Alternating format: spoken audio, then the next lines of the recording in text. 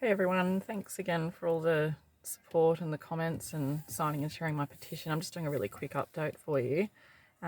Because I've got my new lawyer now, Kim, the barrister. She's requesting for the electronic monitoring device to be removed at the next court date, which is the 17th of December. And that will allow me to be able to go back and visit my family again, as well as just, take a bit of the pressure off with the police constantly showing up everywhere that I am and trying to intimidate me.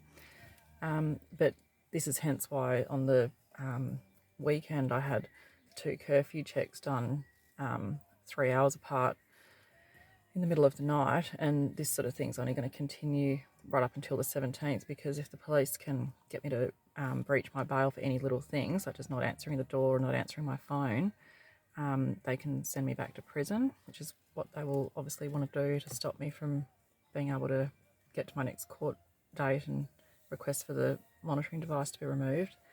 The other thing that's happened is today I've woken up to a series of emails from YouTube, and I'd say it's Adrian, but someone has been reporting my YouTube videos to YouTube, saying that it's breaching privacy.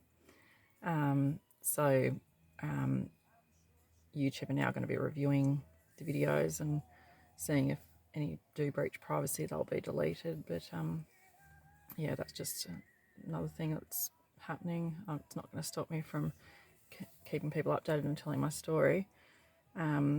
So what else was I going to say? Oh, just that yeah, it's all going to come out, basically, like the whole thing with me being sent to prison.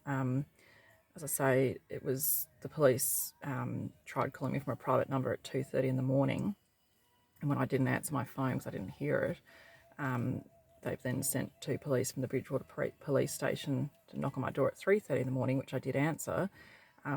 Those police told me that my electronic monitoring device was registering a low battery, and I lifted up my leg and showed them that I was actually wearing the charger at the time.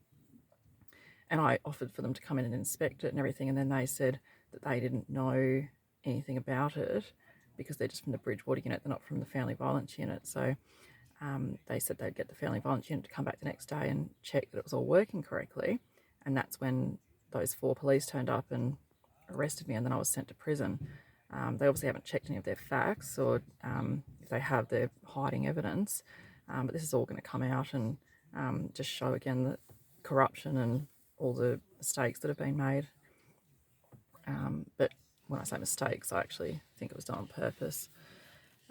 So yeah, I just really need my day in court so I can show all of my evidence and show that at the end of the day, Adrian is abusing his position of power. He is maliciously prosecuting me, taking out numerous family violence orders against me without any proof, just making stat decks and false claims about me as revenge for reporting him for sexual assault, and also as revenge because I refused to have a abortion, which he tried to coerce me. He made threats, which the text messages where he made the threats are actually on that phone that the police have now seized and still not given back to me. So some of my evidence is on there. But also he emailed my psychiatrist 3 times trying to talk her into also coerce me to have an abortion, and my psychiatrist was very stern with him and eventually said to Adrian that if he emailed her one more time, she was going to get the police involved. So this has obviously just sent him into a rage. So that, combined with the fact that I did eventually report him for the sexual assault and other abusive things that he did to me in the relationship,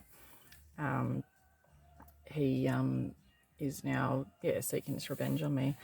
And the other thing about the relationship too is that it's all going to come out, but Adrian's even lied on his stat decks about the nature of the relationship and how long it was. He's put that it was a serious relationship for about 2 years, which is just crazy and such bullshit, because it wasn't actually the case, but again, all this will come out when I get my day in court.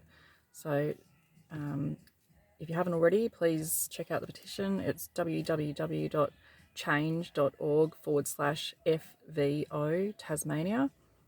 Please sign it and please share it. I need to spread the word as much as possible. I am still writing to the politicians on a weekly basis and lobbying for the legislation to be changed, because it's not just about me, it's about everyone who has been affected by this poorly worded legislation, which allows